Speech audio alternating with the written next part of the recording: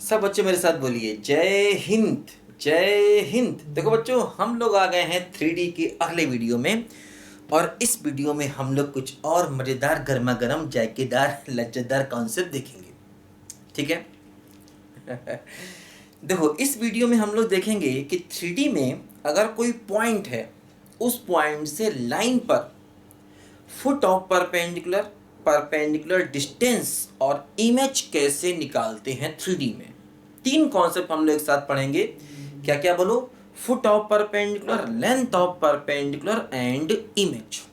देखो, इसको हम लोग मतलब foot of perpendicular, length of perpendicular, image of A point, ठीक है, इन लाइन, ठीक है, 3D में, 3 डायमेंशनल में। 3 डायमेंशनल में अगर कोई लाइन दी है और कोई पॉइंट दिया है, तो उस पॉइंट का foot of perpendicular, length of perpendicular और इमेज, ये तीन बातें देखो हमको यहां पर निकालनी है। समझो, देखो एग्जाम्पल की हेल्प से सवाल को करते हैं। मान लीजिए हमें एक पॉइंट दिया गया है 1 2 -3 और मान लो ये लाइन दी गई है, ठीक है, x - 2/4 y + 1/1 equal to z - 2/-2। मान लो ये हमें लाइन दी गई है और ये हमें एक पॉइंट दिया गया है। एक पॉइंट दिया है, एक लाइन दिया है, ठीक है। समझो, अब हमें तीन काम करने हैं। इस पॉइंट से लाइन पर परपेंडिकुलर की लेंथ को निकालना है और फुट ऑफ परपेंडिकुलर को निकालना है और इसी का इमेज निकालना है ना। इमेज का मतलब, जैसे कि मान लो इसको एक प्लेन मिरर मान लिया जाए और ये पॉइंट है, तो पॉइंट का इमेज उतनी ही डिस्टेंस पीछे बनेगा। ऐसे ये हो गया इसका इमेज, है ना। मतलब इसको अगर हम एक प्लेन मिरर मान लें, तो इस पॉइंट का इस प्लेन मिरर के रिस्पेक्ट में इमेज, तो ये इमेज जितनी डिस्टेंस पर पॉइंट है उतनी ही डिस्टेंस पर पीछे जाके देखो ये इसका इमेज बनेगा। तो ये मान लो हमारा f है। f क्या है बोलो? फुट ऑफ परपेंडिकुलर है, फुट ऑफ परपेंडिकुलर। देखो, तीन चीजें हमें एक साथ निकालनी है। देखो, 1 बाय 1 इस क्वेश्चन को हम लोग करेंगे। देखो, एक काम करें, देखो ध्यान दो, ये तीन कॉन्सेप्ट जो हैं ये तीन जगह आते हैं। एक तो 2 डायमेंशनल में लाइन में आएगा। 2D में लाइन में हमने यही तीन कॉन्सेप्ट पढ़े थे। अगर आपने नहीं पढ़े इसको रिवाइज करना, अभी मैं रिवाइज करा दूंगा, रुको। 3D में ये लाइन में आएगा और 3D में ये प्लेन में आएगा। देखो समझो, 2D का लाइन और 3D का प्लेन काफी हद तक एक जैसा चलता है। अभी हम लोग देखेंगे आगे चल के। 2D का स्ट्रेट लाइन और 3D का प्लेन, ये दोनों काफी हद तक एक जैसे चलते हैं। तो जैसा कॉन्सेप्ट 3D में प्लेन में है, किसका? इसका foot of perpendicular, length of perpendicular और इमेज का। जैसा कॉन्सेप्ट 3D में प्लेन में है, वैसा ही कॉन्सेप्ट 2D में लाइन में भी है, बिल्कुल सेम है। लेकिन 3D में लाइन में ये कॉन्सेप्ट अलग है। अभी हम लोग जब प्लेन पढ़ेंगे ना, तो 2D का लाइन वाला कॉन्सेप्ट आपका अपने आप ही रिवाइज हो जाएगा। तो ये तीन जगह ये सेम कॉन्सेप्ट हैं और तीनों जगह ये बहुत इंपॉर्टेंट है, बहुत इंपॉर्टेंट। पूरे मैथ्स में ध्यान रखना। तो अभी मैं 3D में जब प्लेन में बताऊंगा तो 2D का लाइन अपने आप रिवाइज हो जाएगा। अभी हम लोग पढ़ रहे हैं 3D का लाइन, जो कि 2D के लाइन से अलग चलता है। ध्यान रखना, 3D का लाइन और 2D का लाइन दोनों अलग चलते हैं, इस बात को ध्यान रखना। जबकि 2D का लाइन और 3D का प्लेन काफी हद तक सेम चलते हैं, ठीक है। इस बात को ध्यान रखना। देखेंगे इसको अभी हम लोग। चलो, अब देखो, पहले हम लोग यही कॉन्सेप्ट स्ट्रेट लाइन में देखें। 3D में स्ट्रेट लाइन में, है ना। फुट ऑफ परपेंडिकुलर, ये क्या सिंबल है बेटा? ये सिंबल है परपेंडिकुलर का। तुम ये मत समझना सर ने क्या चिड़िया उड़ा दी, ठीक है, चिड़िया नहीं उड़ी है, ये परपेंडिकुलर का सिंबल होता है, ठीक है। तो foot of perpendicular, length of perpendicular और इमेज, तीन बातें हमें लाइन में निकालनी है 3D के केस में। देखो, जैसे ये मैंने स्ट्रेट लाइन मान लिया। अब हम क्या करें? देखो, इस स्ट्रेट लाइन में एक जनरल पॉइंट माने। इसको m लिख लें। इसको m लिखने के बाद देखो x की वैल्यू निकालो, तो x क्या होगा 4m प्लस 2। y की वैल्यू निकालो, क्या हो जाएगा बोलो m माइनस 1। z की वैल्यू निकालो, क्या हो जाएगा 2m प्लस 2। तो हमने x की, y की, z की वैल्यू निकाली। समझे? तो देखो यही हो गया इस लाइन का general point, 4m plus 2, m minus 1 और 2m प्लस 2, ये जनरल पॉइंट हो गया। अब ये जनरल पॉइंट इस लाइन पर कहीं भी हो सकता है, तो हमने कहा मान लो यही f है। भाई मानने में क्या जाता है, मान लो यही f है, क्योंकि जो जनरल पॉइंट है ना ये इस लाइन पर कहीं भी हो सकता है। तो हमने कहा मान लो यही f है, तो इसी को मैंने f का नाम दे दिया। जो फुट ऑफ परपेंडिकुलर था, मैंने कहा मान लो यही पॉइंट हमारा क्या है बोलो f है। अब ये f ही तो चाहिए, तो क्या करें देखो समझो। जैसे ये P है और ये F है, अब PF का डायरेक्शन रेशियो निकालो। PF का डायरेक्शन रेशियो देखो, मैंने बताया था बेटा आपको कि अगर एक पॉइंट x1 y1 z1 है और एक पॉइंट x2 y2 z2 है, तो उस लाइन का dr क्या होता है x2 minus x1 y2 minus y1 z2 minus z1। बोलो याद है कि नहीं? अगर एक पॉइंट है x1 y1 z1, दूसरा पॉइंट है x2 y2 z2, उनको आपस में ज्वाइन किया तो उसका ये dr होता है। तो देखो ये P है ये F है, PF का dr निकालना है तो x2, ये पॉइंट P है बेटा, ये पॉइंट P है, तो x2 माइनस x1, तो क्या हो गया बोलो 4m plus 2 minus 1 y2 minus y1, तो m माइनस 1 माइनस 2 और z2 माइनस z1, तो हो जाएगा 2m प्लस 2 प्लस 3। ठीक है, x2 minus x1, y2 minus y1 और z2 माइनस z1। देखो ये क्या हो गया, ये हो गया 4m प्लस 1, m माइनस 3 और 2m प्लस 5। देखो ये हो गया PF का डायरेक्शन रेशियो, PF का dr। हमें f चाहिए, ये बात नहीं भूलना, हमें f चाहिए है, f he foot of perpendicular है। इसीलिए जो जनरल पॉइंट मैंने माना, मैंने कहा मान लो यही f है।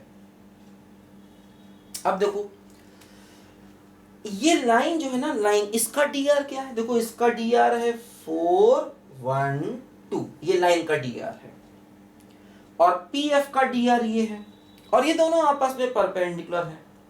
देखो dr ऑफ लाइन क्या है, dr ऑफ लाइन क्या है बोलो 4 1 और 2, और देखो ये PF का dr है, और दोनों चूंकि आपस में परपेंडिकुलर हैं, तो मैंने बताया था कि अगर दो चीजें आपस में परपेंडिकुलर हैं तो कंडीशन क्या होती है, a1a2 plus b1b2 plus c1c2 बराबर 0। बेटा पुराने वीडियो पढ़िए प्लीज, सीधे इस वीडियो पे नहीं आइए। आप ये सोचें अरे क्या जाता है यार, इस वीडियो को पढ़ के चुपचाप निकल लेंगे, किसी को भनक भी नहीं लगेगी, हम सीख के निकल लेंगे, ऐसा नहीं है। इसको सीखने के लिए पुराने 3D के वीडियो देखिए, और 3D के लिए वेक्टर के वीडियो देखिए। बिना वेक्टर देखे 3D नहीं है, और बिना 3D के वीडियो देखे ये अगले कॉन्सेप्ट नहीं है। ये हम समझना कि चुपचाप आएंगे चूहे की तरह और ये कॉन्सेप्ट सीख के खटाक से निकल लेंगे, किसी को भनक भी नहीं लगेगी, हम कॉन्सेप्ट सीख जाएंगे, ऐसा नहीं है। सब चीज़ें रिलेटेड हैं भाई, सब वीडियो पढ़ने पड़ेंगे ध्यान से। ठीक है, तो खैर जाने दीजिए। तो मतलब ये है PF लाइन के dr मतलब डायरेक्शन रेशियो, और ये देखो इस लाइन का dr। तो अब ये दोनों चूंकि आपस में परपेंडिकुलर हैं, ठीक है, तो देखो F के कोऑर्डिनेट मैंने क्या माने थे समझो। F का कोऑर्डिनेट क्या माना था 4m plus 2 m minus 1 2m plus 2, ये हमने F का कोऑर्डिनेट माना था। ठीक है, अब देखो,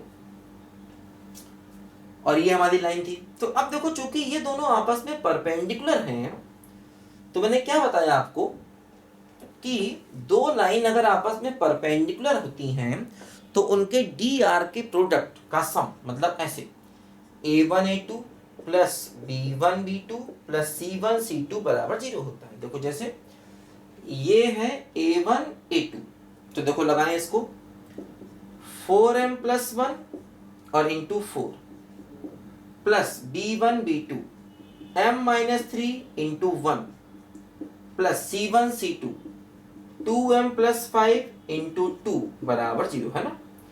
A1 B1 C1 A2 B2 C2 और परपेंडिकुलर है तो A1 into A2 plus B1 into B2 plus C1 into C2 बराबर 0। बात समझे? देखो थोड़ा सिंप्लीफाई किया जाए 16m प्लस 4 m माइनस 3 और 4m प्लस 10 बराबर 0।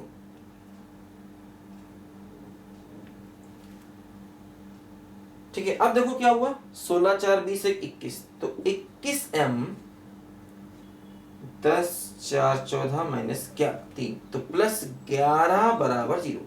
तो m की वैल्यू हो गई -11/21। बात समझे ना?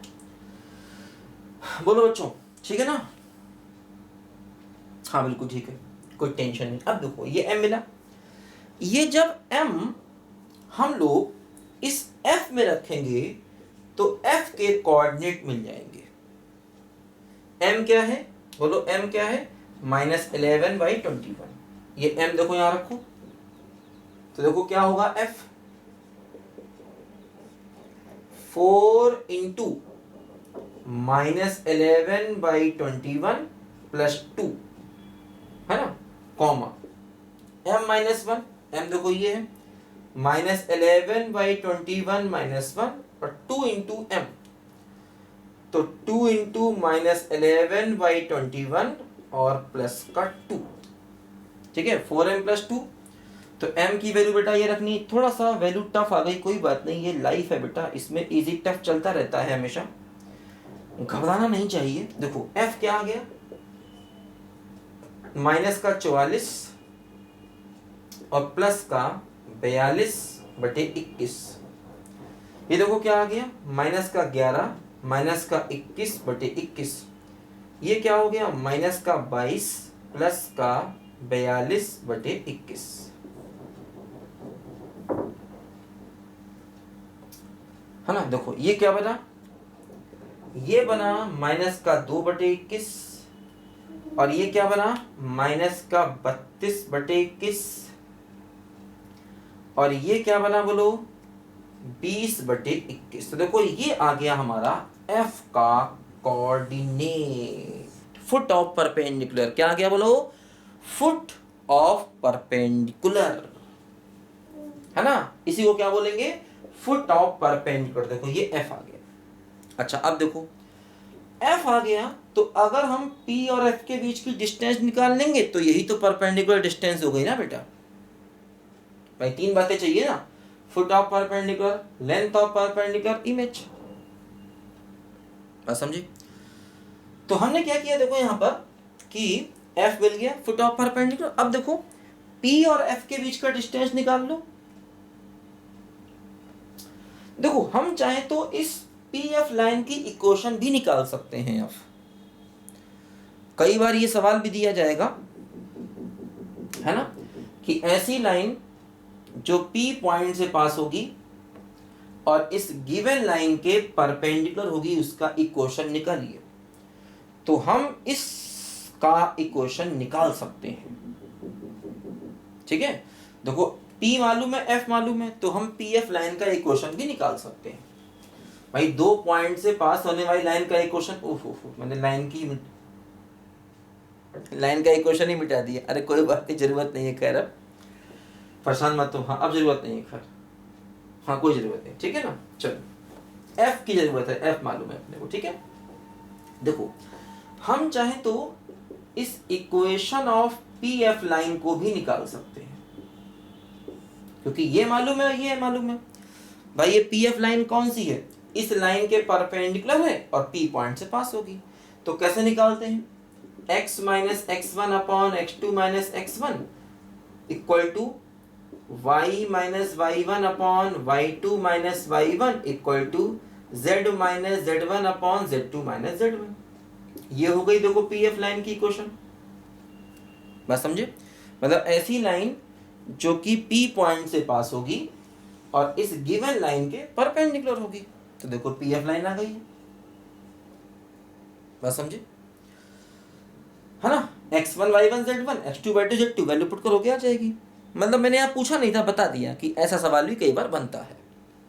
ठीक है, ये क्वेश्चन भी कई बार पूछा जाता है। अब देखो, अगर हमें परपेंडिकुलर डिस्टेंस चाहिए तो मतलब हमें पी एफ डिस्टेंस चाहिए, तो दो पॉइंट के बीच का डिस्टेंस तो क्या होता है, under root x2 minus x1 का whole square plus y2 minus y1 का whole square plus z2 minus z1 का होल स्क्वायर। ये हो गया। तो देखो ये परपेंडिकुलर डिस्टेंस आ गया। अब मान लो अगर मुझे P डैश चाहिए, P डैश जिसको मैं अल्फा बीटा गामा मान लेता हूं, और मान लो हमें यही निकालना है, P ए डैश हमको चाहिए। P डैश क्या है बोलो? इमेज। किसका इमेज है बोलो? पॉइंट का लाइन में इमेज। पॉइंट का लाइन में इमेज। ये लाइन कौन सी है? 3D की लाइन है। 3D की ध्यान दो। देखो अब क्या होगा, एक्चुअली P और P डैश का मिड पॉइंट निकालो। Mid point of P and P dash. देखो P मालूम है और P डैश को मैंने ये मान लिया, तो मिड पॉइंट इन दोनों का क्या होगा बोलो? 1 प्लस अल्फा बाई 2 और 2 प्लस बीटा बाई 2 और -3 प्लस गामा बाई 2। ये हो गया क्या बोलो? P और P डैश का मिड पॉइंट। बात समझे? P पॉइंट ये है और P डैश ये है, तो इन दोनों का मिड पॉइंट एक्चुअली यही तो F के बराबर होगा। P और P डैश का जो मिड पॉइंट है वही तो F होगा, और F हमको मालूम है पहले से ही, तो इक्वल टू F कर दिया। इक्वल टू F करने का मतलब देखो क्या हुआ, इक्वल टू F करने का मतलब F ये है, तो -2/21 -32/21 और 20/21। देखो ये हमारा P और P डैश का जो मिड पॉइंट था वो हमने निकाला। P मालूम था, P डैश को मान लिया था, उसका मिड पॉइंट हमने निकाला और उस मिड पॉइंट को हमने F के बराबर कर दिया। ठीक है, अब देखो इक्वल करो, तो 1 प्लस अल्फा बाई 2 बराबर -2/21। इसको इक्वल करो, 2 प्लस बीटा बाई 2 बराबर -32/21, -3 प्लस गामा बाई 2 बराबर 20/21। देखो यहां से क्या हुआ, क्रॉस मल्टीप्लाई करो, 21 प्लस 21 अल्फा बराबर -4, तो क्या बचेगा देखो, 21 अल्फा बराबर माइनस का 25, तो अल्फा हो गया माइनस का 25/21। देखो यहां से क्रॉस मल्टीप्लाई करो, 42 प्लस 21 बीटा बराबर माइनस का 64, तो 21 बीटा बराबर -64 माइनस का 42, तो 21 बीटा बराबर माइनस का 108, तो बीटा हो गया माइनस का 108/21।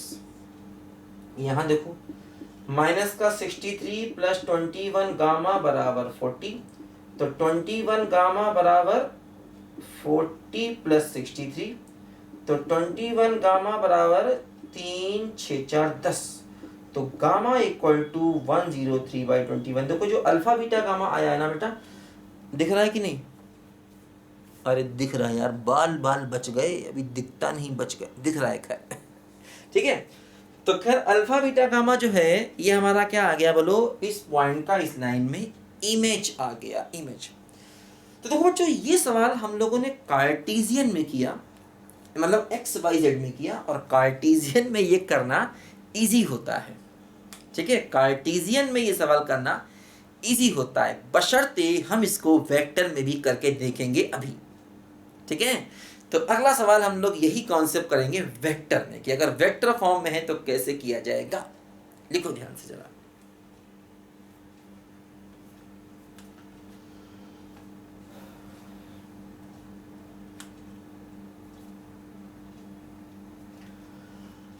राम नहीं तो सारी दुनिया में तुझको मैं कर दूंगा बदनाम, दुनिया में तेरा है बड़ा नाम, आज मुझे भी तुझसे पड़ गया काम, मेरी बिनती सुने तो जानू, मानू तुझे मैं राम, राम नहीं तो सारी दुनिया में तुझको मैं। देखो बच्चों ध्यान दो, मान लो मेरे पास एक इक्वेशन ऑफ लाइन है, r बराबर i plus 2j plus 3k और plus m times i minus j plus k, ठीक है। और एक पॉइंट है, उसका पोजीशन वेक्टर दिया है 2i plus j minus k, और हमें वही 3 सवाल करने हैं। क्या? Foot of perpendicular, perpendicular distance और इमेज। 3 सवाल हमें मान लो यहां पर करने हैं, ठीक है। तो देखो समझो, वेक्टर फॉर्म में सवाल को करना है। देखो ध्यान दो, मैंने क्या बताया था, जैसे यहां पर जो r होता है यही किसी जनरल पॉइंट का पोजीशन वेक्टर ही होता है। तो मतलब जैसे मैंने कहा, मान लो ये f का ही पोजीशन वेक्टर है, मान लो, तो मतलब एक्चुअली ये OF वेक्टर हो गया। जो r है ना, यही हमारा हो गया OF वेक्टर, ठीक है। मैंने कहा मान लो यही f का पोजीशन वेक्टर है। देखो OF वेक्टर क्या हो गया, i कॉमन लो तो क्या बचा 1 प्लस m, j कॉमन लो तो क्या हुआ 2 माइनस m, और k कॉमन लो तो कितना हुआ 3 प्लस m।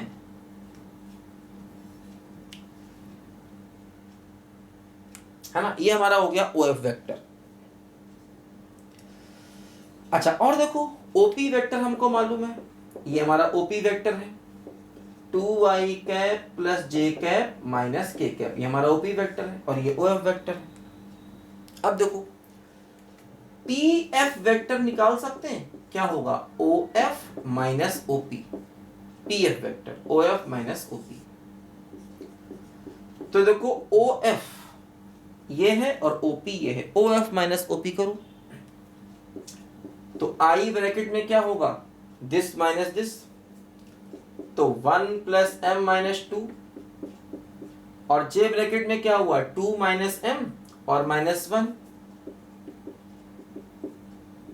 और k ब्रैकेट में क्या हुआ 3 प्लस m और प्लस 1, है ना। OF माइनस OP करना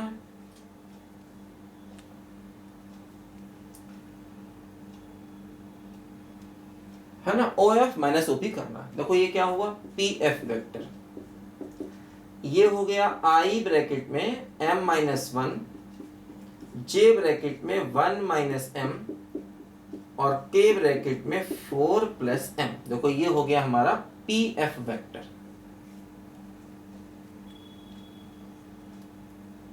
है ना। ये देखो हमारा PF वेक्टर आ गया।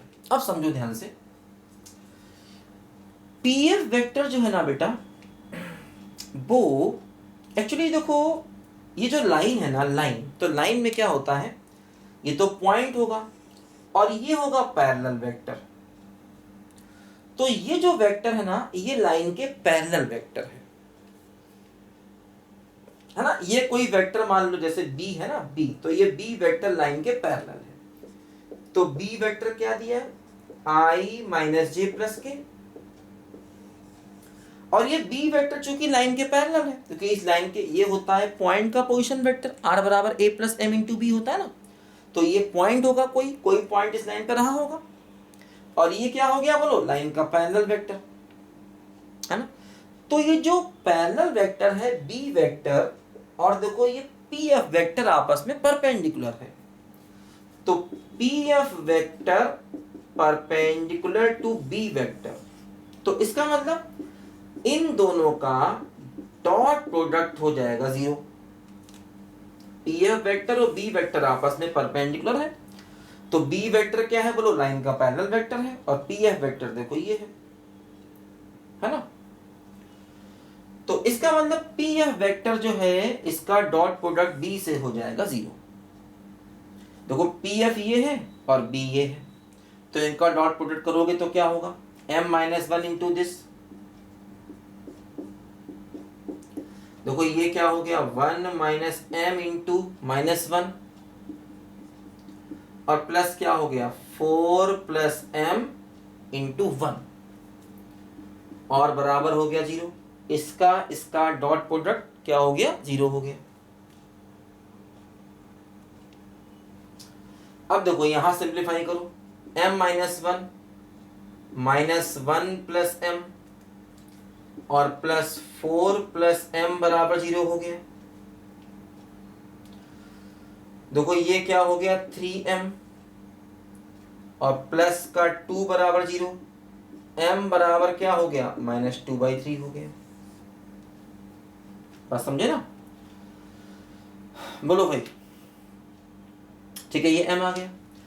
अब देखो ये जो m की वैल्यू है अगर हम यहां रख देंगे तो ये f का पोजीशन वेक्टर मिल जाएगा, क्योंकि भाई f का पोजीशन वेक्टर मतलब r वेक्टर, क्योंकि मैंने माना था क्योंकि r वेक्टर क्या है इस लाइन पर कोई भी जनरल पॉइंट, तो मैंने कहा मान लो यही f का पोजीशन वेक्टर है, मान लो यही है, तो मतलब ये OF वेक्टर है, जो r वेक्टर है यही OF वेक्टर है, और m की जो वैल्यू निकली है ना ये यहीं पर रख देते हैं, तो इससे हमें f का मिल जाएगा क्या बोलो, पोजीशन वेक्टर। देखो ये m की वैल्यू इसमें रख दी जाए, तो देखो यहां से रखो i ब्रैकेट में 1 प्लस m ये है, तो 1 माइनस 2/3 और j 2 माइनस m तो 2 प्लस 2/3 और k 3 प्लस m तो 3 माइनस 2/3 है ना। देखो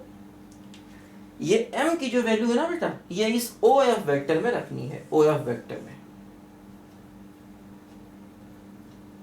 ठीक है। देखो यहां से क्या आया, i ब्रैकेट में 1/3, j ब्रैकेट में 8/3 और k ब्रैकेट में 7/3। देखो ये हो गया हमारा OF वेक्टर, मतलब f का ये आ गया क्या बोलो, पोजीशन वेक्टर, f का पोजीशन वेक्टर, और यही हमको निकालना था, मतलब फुट ऑफ परपेंडिकुलर का पोजीशन वेक्टर है ना। फुट ऑफ परपेंडिकुलर का क्या हो गया बोलो, ये पोजीशन वेक्टर हो गया जो हमें चाहिए था। बस समझे। अच्छा अब देखो अगर हमें परपेंडिकुलर डिस्टेंस चाहिए तो पीएफ वेक्टर को निकाल के उसका मैग्नीट्यूड ले लो, जो करते हैं उसको भी, इसको लिखो बच्चों यहां पर पहले,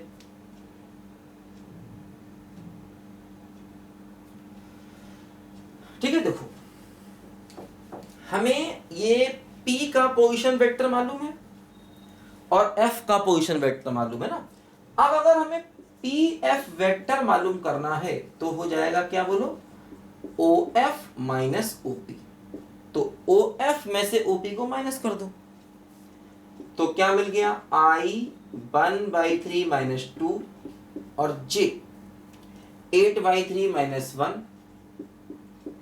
और K OF minus OP 7/3 plus 1, ठीक है। तो देखो यहां से क्या हो गया, माइनस का 5/3 ये हो गया प्लस का 5/3 और ये क्या हो गया 10/3, ये क्या हो गया बोलो, ये हो गया PF वेक्टर। अगर हमें PF डिस्टेंस चाहिए तो इसी का मैग्नीट्यूड ले लिया जाए, तो क्या हो गया √i का कोफिशिएंट स्क्वायर, j का कोफिशिएंट स्क्वायर प्लस k का कोफिशिएंट स्क्वायर। देखो ये मिल जाएगा हमको PF का लेंथ। देखो सेम सवाल हम लोग वेक्टर मेथड में कर रहे हैं 3D में, समझे, PF लेंथ। अच्छा अगर हमें इमेज चाहिए तो देखो फिर वही कॉन्सेप्ट है क्या, OP और P डैश का मिड पॉइंट F होगा। तो देखो OP and OP dash, OP dash मतलब ये हो गया P डैश का पोजीशन वेक्टर। भाई O पॉइंट कहीं भी हो सकता है, मान लो O यहाँ पर है तो OP मिल जाएगा, OF मिल जाएगा, OP, O पॉइंट कहीं भी हो सकता है, ओरिजिन को कहीं भी मान लो, उसको शो करना जरूरी नहीं होता है। तो इन दोनों का जब हम मिड पॉइंट निकालेंगे, मिड पॉइंट किस किस का बोलो, OP एंड OP डैश का, तो देखो ये हो जाएगा OF के बराबर। तो OF क्या हो गया, OP plus OP dash by 2। OP और OP डैश का देखो मिड पॉइंट क्या हो जाएगा, OF डैश, OF, ठीक है ना। देखो यहां से क्या हो गया, ये हो गया 2OF बराबर OP प्लस OP डैश। तो देखो यहां से OP डैश मिल जाएगा, क्या बोलो, 2OF माइनस OP, और OP डैश ही तो हमको चाहिए था। OP डैश का मतलब P डैश का पोजीशन वेक्टर, भाई वही तो इमेज है। OP डैश का मतलब क्या हो गया, ठीक है, position vector of P dash, यानी कि इमेज, है ना, इमेज हमको चाहिए, वही चाहिए, यही हमको चाहिए। तो देखो OP डैश चाहिए, तो 2 इंटू OF की वैल्यू मालूम है रख देंगे, माइनस OP भी मालूम है पुट कर देंगे, तो इससे हमें OP डैश मिल जाएगा। कर लेंगे इतना काम भाई, 2 इंटू OF। देखो OF क्या है, F का पोजीशन वेक्टर, F क्या है, इन दोनों का मिड पॉइंट। तो दो पॉइंट्स के मिड पॉइंट का पोजीशन वेक्टर क्या होता है, पहला वेक्टर प्लस दूसरा वेक्टर बाई 2। तो ये OP plus OP dash by 2 करेंगे तो क्या हो जाएगा, OF, है ना। OF वेक्टर क्या होगा, OP plus OP dash by 2। तो OF तो मालूम है, OP भी मालूम है, OP डैश चाहिए, तो OP डैश यहां से निकल आएगा। बताओ भाई आया कि नहीं, मजा आया, मजे लो बेटा पढ़ाई में, मजे लो पढ़ाई में, मजे लो मजे लो मजे लो, पढ़ाई में एंजॉय करना सीखो। पढ़ाई एक एंजॉय का काम है, पढ़ाई कोई टेंशन नहीं है जो उसमें दिन रात घुस जाओ, परेशान हो जाओ, रोने लग जाओ, आंसू आ जाए ना, कभी नहीं। पढ़ाई को हमेशा खुश मूड से करो। पढ़ाई बेटा इंटरटेनमेंट है, पढ़ाई इंजॉयमेंट है, पढ़ाई दिमाग को खुश करने का तरीका है। पढ़ाई से बढ़िया एंटरटेनमेंट, और उसमें भी मैथमेटिक्स से बढ़िया एंटरटेनमेंट बेटा दूसरा कोई नाम नहीं है। मैथमेटिक्स नेचर के सबसे करीब है, मैथमेटिक्स भगवान के सबसे करीब है। तो मैथमेटिक्स को अगर पढ़ोगे तो एंजॉयमेंट खुद ब खुद मिलेगा। एंजॉयमेंट के दूसरे साधन तलाशने नहीं होंगे। मैथ्स के सवाल निकालो, बढ़िया सवाल निकालने में जो खुशी होगी वो दुनिया के किसी काम में नहीं होगी। क्या समझे? ठीक है बच्चों, तो इस वीडियो में हम लोग इतना ही पढ़ रहे हैं। अगले वीडियो में हम लोग कुछ और बढ़िया बढ़िया मजेदार कॉन्सेप्ट देखेंगे। तब तक के लिए बाय बाय।